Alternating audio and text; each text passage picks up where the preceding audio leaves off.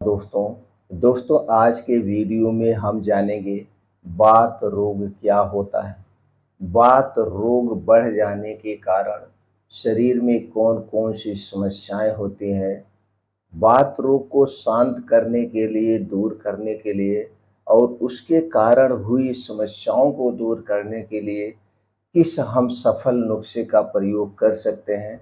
तो दोस्तों आज के वीडियो में दो सबसे सफल नुस्खों के बारे में बात करेंगे, जिसका उपयोग करके पुराने से पुराने वात रोग को आप जड़ से ठीक कर सकते हैं। वीडियो को ध्यान से अंत तक सुनिएगा। सुनने के बाद इस महत्वपूर्ण जानकारी को हर घर तक शेयर करिएगा। वीडियो सुनने के बाद आपके मन में कुछ और प्रश्न है तो आप कमेंट सेक्शन के माध्यम से पूछ सकते हैं। तो चलिए दोस्तों, सबसे पहले हम प्रकाश डालते हैं वात रोग होता क्या है, क्योंकि जब तक हम उसकी जड़ को नहीं जानेंगे और उसकी जड़ को नहीं काटेंगे, बीमारी जड़ से ठीक नहीं होती है। दोस्तों हमारे शरीर में 3 दोष पाया जाता है, वात दोष, पित्त दोष और कफ दोष। जब हमारे शरीर का ये 3 दोष बढ़ जाता है तभी हमारे शरीर में बीमारियां उत्पन्न होती हैं। हमारे शरीर में इन तीनों दोषों का एक फिक्स स्थान होता है। हृदय से सर तक का जो स्थान है एक कफ दोष का स्थान है। हृदय से नाभि के बीच का जो स्थान होता है एक पित्त दोष का स्थान होता है। और दोस्तों नाभि से पैर के नीचे तक का जो स्थान होता है, नाभि से नीचे तक का पैर तक, ये वात दोष का स्थान होता है। अब जब दोस्तों हमारे शरीर का ये वात दोष बिगड़ जाता है, वैसे तो आयुर्वेद में कहा गया है जब हम वृद्धावस्था में प्रवेश करते हैं, यानी 60 साल के बाद वात रोग बढ़ता है। लेकिन आज के समय में इसकी कोई एज लिमिट नहीं है। आपके शरीर का वात रोग आज के समय में 40 साल के बाद भी बिगड़ रहा है, क्योंकि हमारे खाने पीने की दिनचर्या, सोने की दिनचर्या, गलत लाइफ स्टाइल के कारण वात दोष बिगड़ जा रहा है। आज के समय में एज लिमिट नहीं है, किस एज में कौन सी बीमारी होगी, जबकि पहले एज लिमिट थी। इतने एज पे ये बीमारियां होती थी, तो सारी लिमिट क्रॉस हो चुकी है, क्योंकि आदमी कोई रूल्स को फॉलो नहीं करता है। तो वात रोग क्यों बढ़ता है, उसके कारण को चलिए प्रकाश डालते हैं, फिर इसका समाधान हम जानते हैं। दोस्तों वात मतलब हवा। जब हमारे शरीर की हवा बिगड़ जाती है तो आपके शरीर के कई भी अंग में दर्द हो सकता है, जैसे जोड़ों में, कमर में, उठने बैठने में या सर में, शरीर के किसी भी अंग में आपके दर्द हो सकता है, क्योंकि ये वात रोग स्थिर नहीं होता है, स्थिर नहीं होता। तो ये बिगड़ता क्यों है, इसके बिगड़ने का कारण क्या है? इसके बिगड़ने का सबसे बड़ा कारण है गलत खान पान, गलत दिनचर्या। अगर आप खाने को सही समय पर खाएंगे तो ये अमृत का काम करेगा। आप अपने भोजन को गलत टाइम पर खाएंगे तो दोस्तों शरीर के तीनों दोष डिस्टर्ब होते हैं, वात दोष, पित्त दोष और कफ दोष। तो सबसे पहले आपको खाने का समय निर्धारित करना होगा, और जो कुछ भी आप खाएंगे वो नेचुरल चीजें खाने का प्रयास करिए। यानी कि प्रकाश अगर डाला जाए तो देखा जाए तो दोस्तों चीनी से बनी हुई जितनी चीज़ें आपको अवॉइड करना है। मैदा से बनी हुई जितनी चीज़ें इन्हें छोड़ देना है। इसके अलावा रिफाइन किया गया तेल, पामोलिन ऑयल, ये तीन चीज़ें से बनी हुई जितनी भी चीज़ें हैं, सारी चीज़ें हमारे शरीर के वात, पित्त, कफ तीनों को डिस्टर्ब करती हैं। तो अगर आप वात रोग को जड़ से ठीक करना चाहते हैं तो 90 दिन के लिए सबसे पहले इन तीनों चीज़ों से बनी हुई जितनी भी चीज़ें हैं, चाहे आपके घर बनी हो, चाहे बाहर दुकान पे, चाहे बहुत बड़ी फैक्ट्री में, उन्हें आपको अवॉइड करना है। दूसरा चीज़ यह है ठंडा पेय पदार्थ। कोई भी ठंडा पेय पदार्थ आपको नहीं लेना, चाहे वो फ्रिज का रखा हुआ ठंडा पानी ही क्यों ना हो। ठंडा पेय पदार्थ हमें नहीं लेना है। ठंडा पेय पदार्थ, कोल्ड ड्रिंक, सॉफ्ट ड्रिंक, धूम्रपान, अल्कोहल, ये सारी चीज़ें वात रोग के सबसे बड़ी दुश्मन है, इन्हें आपको छोड़ना है। रूम टेम्परेचर का खाना खाना है, रूम टेम्परेचर का पानी पीना है। इसके अलावा वात रोग का सबसे बड़ा कारण और है गलत खाना, गलत समय पर खाना। तो दोस्तों हमें मसालेदार भोजन कम लेना है, तली भुनी चीज़ें कम खाना है, खास करके घर से बाहर की। घर से बाहर की, ढाबे की, दुकान पे, खुच्चे पे, ये सब रोड की चीज़ें कुछ भी नहीं लेना है। और खाने का समय सबसे पहले निर्धारित करना है। खाने का समय क्या है? दोस्तों रात के खाने को आपको मैनेज करना है, तो एक समय जान लीजिए। सुबह 9 बजे के बाद और शाम 6 बजे के पहले आपका खाना हो जाना चाहिए। सुबह 9 बजे के पहले भी नहीं खाना है और शाम 6 बजे के बाद खाने के नाम पर कुछ भी नहीं खाना है।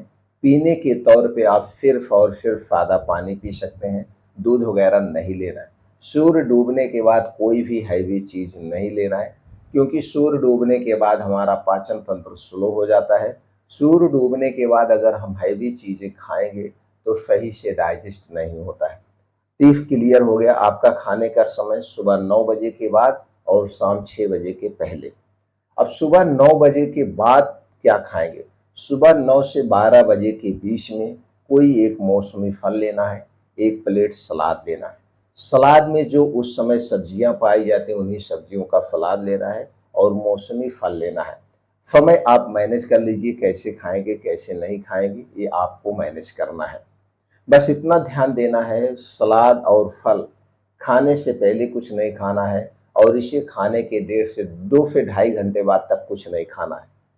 क्योंकि जब हम फल और सलाद खाते हैं तो इसमें पानी की मात्रा ज़्यादा होती है, तो हमें खास करके कोई भी लिक्विड पदार्थ नहीं लेना है। 12 से 1 बजे के बीच में जो आपके घर पे खाना बना है उस खाने को आप खा सकते हैं।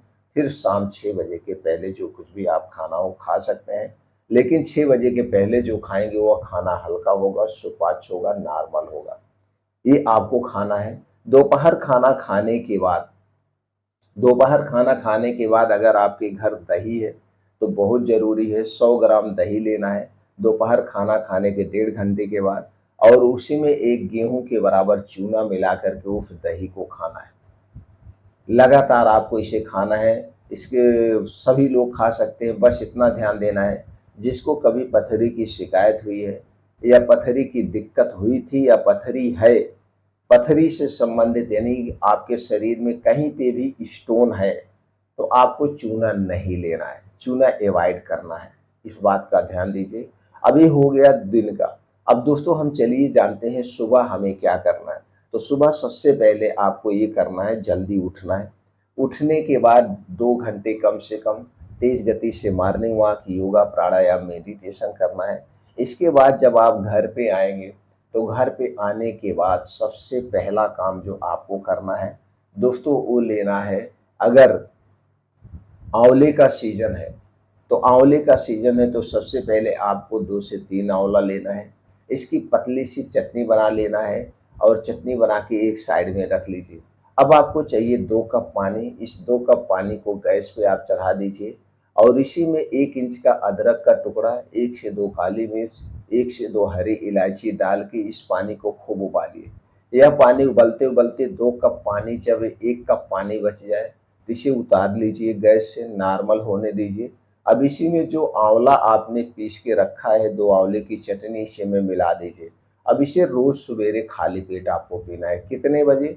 7 साढ़े 7 बजे आप पी लीजिए, फिर इसके बाद आप इसके 2 ढाई घंटे बाद आप खाना खाएँगे। ये पहला नुस्खा है। इसके कई फ़ायदे हैं। अब दोस्तों जो आंवला है विटामिन सी का स्रोत है, कई प्रकार के एंटीऑक्सीडेंट पाए जाते हैं, जो हमारे शरीर के वात, पित्त, कफ तीनों को बैलेंस करते हैं। इसके साथ जो आप अदरक ले रहे हैं, अदरक में जिंजरोल पाया जाता है, एंटी इन्फ्लेमेटरी पाया जाता है, जो हमारे शरीर के दर्द को दूर करता है, सूजन को खत्म करता है। इसे रोज आपको लेना है। कितने दिन तक? 2 से 3 महीने, 4 महीने आप इसे रोज लीजिए। इसका कोई साइड इफेक्ट नहीं है, बस गर्भावस्था में स्तनपान कराते समय नहीं लेना है। ये पहला नुस्खा है। दूसरा नुस्खा है, अगर आंवले का सीजन नहीं है, आंवले का सीजन नहीं है, तो दोस्तों आप एलोवेरा जूस 15 से 20 ml 15 से 20 ml पानी मिला करके इसे रोज सुबह खाली पेट लेंगे। इसे लेने से पहले और इसे लेने के बाद कुछ भी नहीं लेना है। बीच में दिन में जब भी आपको जो भी खाने पीने की इच्छा हो खा पी सकते हैं। पहला नुस्खा हो गया। दूसरा नुस्खा आपको लेना है दोस्तों, अश्वगंधा 100 ग्राम। अश्वगंधा का पाउडर आप ले सकते हैं, अश्वगंधा की जड़ी ले सकते हैं। 100 ग्राम हल्दी लेना है, 100 ग्राम मेथी लेना है। तो हल्दी, मेथी और सूंठ ये तीनों 100-100 ग्राम होगा। और इसी में आपको लेना है दोस्तों 10 ग्राम हरी इलायची। ये पांचों चीज़ें लीजिए। लेने के बाद अच्छी तरह से सुखवा करके पाउडर बना लीजिए। अब इसी पाउडर का आपको प्रयोग करना है। एक एक चम्मच सुबह शाम इस पाउडर को खाना खाने के 1.5 घंटे के बाद गर्म पानी के साथ आप लेंगे तो आपके शरीर के सारे दर्द दूर होगी, नसों की कमजोरी दूर होगी, वात पित्त कफ तीनों बैलेंस में होगा।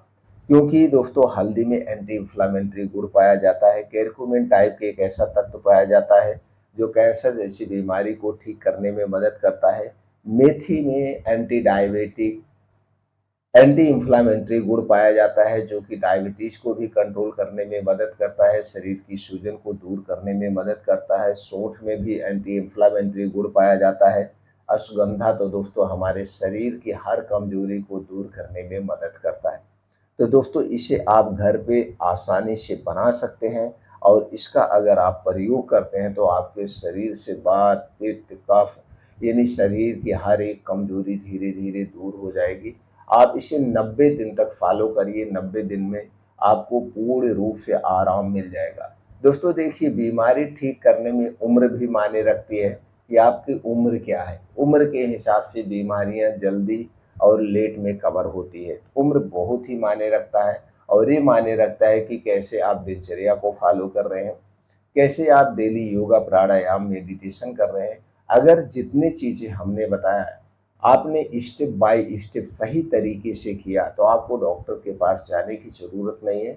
और आए दोस्तों, इसको एलोपैथ में कोई सटीक इलाज नहीं है। एलोपैथ में बस आपको दर्द की दो गोली दिया जाएगा, ब्लड सर्कुलेशन बढ़ाने के लिए, कैल्शियम की पूरा करने के लिए देते हैं और गैस की दवाएं देते हैं। इसका सबसे सटीक इलाज आपके घर पे है। आप इसे सही से फॉलो करके घर पे रह के ठीक कर सकते हैं।